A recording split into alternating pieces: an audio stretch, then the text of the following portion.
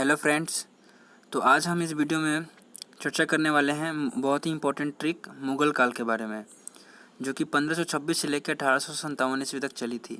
और इसकी आज हम लोग ऐसी ट्रिक देखने वाले हैं कि एक ही ट्रिक में ये पूरा चैप्टर ही ख़त्म हो जाएगा। इससे बाहर कोई क्वेश्चन आएगा ही नहीं। तो सबसे पहले आप लोग को ये ट्रिक याद कर लेना है मेरा, भाजी सब्जी फॉर माँ साहब। यानी कि बाबर ने मुग़ल साम्राज्य का स्थापना करने से पहले अपनी माता जी के लिए भाजी सब्जी बनाया था। ठीक है, तो ये ट्रिक आप लोगों को याद करना है।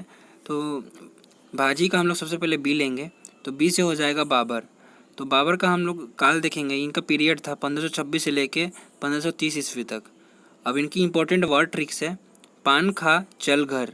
इन्होंने जितना भी लड़ाई किया था 1526 से लेके 1530 तक, उसका ट्रिक है पान खा चल घर। तो पान का हो जाएगा, पान से हो जाएगा पानीपत का प्रथम युद्ध, जो कि 1526 ईस्वी में लड़ा गया था। किसके से बीच हुआ था पानीपत का प्रथम युद्ध? तो वो बाबर और इब्राहिम लोदी के बीच हुआ था। और खा से हो जाएगा खानवा का युद्ध, जो कि 1527 ईस्वी में लड़ा गया था। अब चल से हो जाएगा चंदेरी का युद्ध, जो कि 1528 ईस्वी में लड़ा गया था। और घर से हो जाएगा घाघरा का युद्ध, जो कि 1529 ईस्वी में लड़ा गया था। और उसके अगले साल ही इनकी देहांत हो गई थी 1530 ईस्वी में। ठीक है, और हम लोग उसके बाद ले लेंगे भाजी के जो एच है, तो उसका हो जाएगा एच लेटर से हुमायूं। तो हुमायूं का हम लोग पीरियड देख लेते हैं, 1530 से लेकर 1556 ईस्वी तक था। इसका हम लोग जितना भी युद्ध है उसका ट्रिक है चाबी। ठीक है, तो देखिए हुमायूं में हम लोग लेंगे माँ। तो हम लोगों की जो माँ होती है उनके पास में ही हर चीज़ की चाबी होती है, घर की सारी चाबी माँ के पास होती है। तो इसीलिए इसकी युद्ध की ट्रिक हो गई चाबी। तो माँ से हो जाएगा माँ, माता जी। तो हम लोगों के घर के माँ के पास सारी चाबी होती है। तो चा से हो जाएगा चौसा का युद्ध 1539 ईस्वी में। और बी से हो जाएगा बिलग्राम का युद्ध 1540 ईस्वी में। आप लोग को ये नोट रखना है, याद रखना है कि दोनों ही युद्ध हुमायूं और शेर खां के बीच हुई थी। और दोनों युद्ध में शेर खान की जीत हुई थी। शेर खां यानी कि शेरशाह सूरी। ठीक है, अब हम लोग बढ़ते हैं नेक्स्ट। अब आएगा ए। देखिए भाज्य में है, 3 नंबर पे आएगा ए, और ए से हो जाएगा अकबर।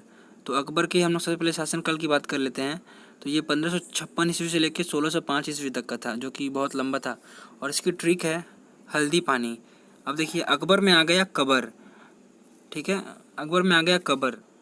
तो इसका ट्रिक हो जाएगा अकबर अपने कबर में हल्दी और पानी ले गया, क्योंकि इसे दाल पीना बहुत पसंद था। अब बिना हल्दी और पानी के तो दाल बनेगा नहीं, इसीलिए अकबर अपने कबर में हल्दी और पानी ले गया। हल्दी से हो जाएगा हल्दी घाटी का युद्ध, जो कि 1576 ईस्वी में लड़ा गया था।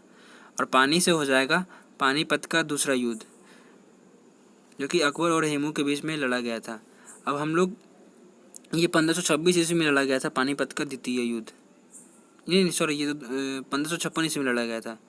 अब अकबर के 9 रत्न की हम लोग ट्रिक देख लेते हैं। तो ये हो जाएगा bat bat MMH, bat bat MMH।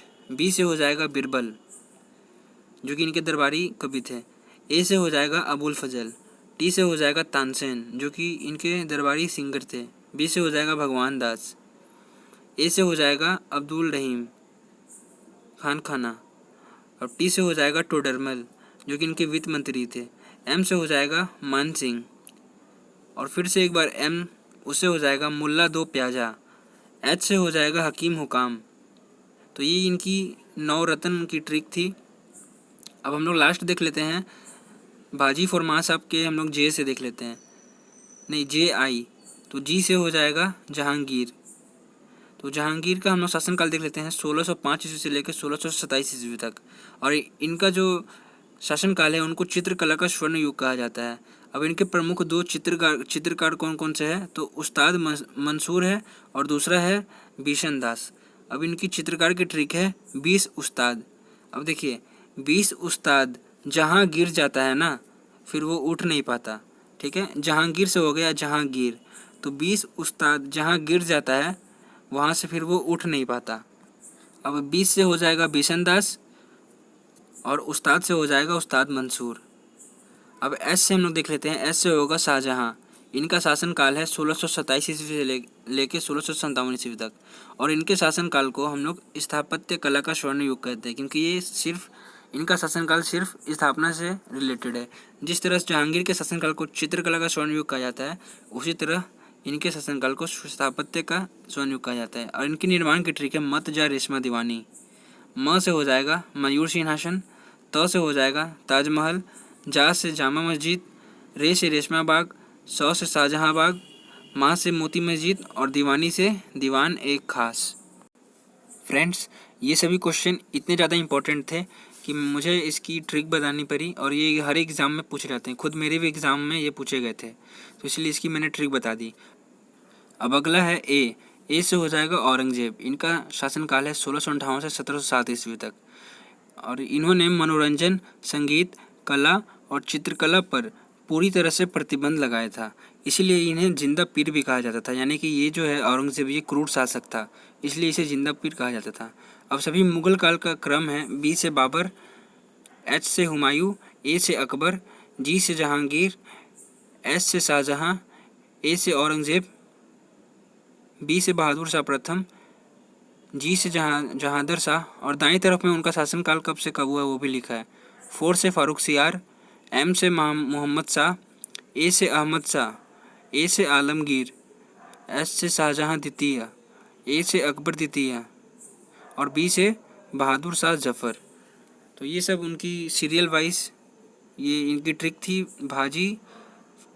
भाजी सब्जी फॉर माँ साहब, ये इसी ट्रिक से ये सभी मुग़ल शासक की लाइन बाई सीरियल वाइज आप लोग इसे याद कर सकते हैं।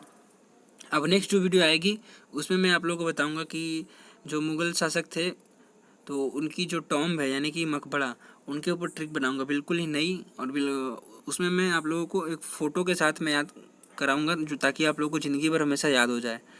तब तक के लिए अगर वीडियो आप लोग अच्छा लगा हो तो प्लीज़ लाइक और सब्सक्राइब चैनल को ज़रूर कीजिए। Thank you.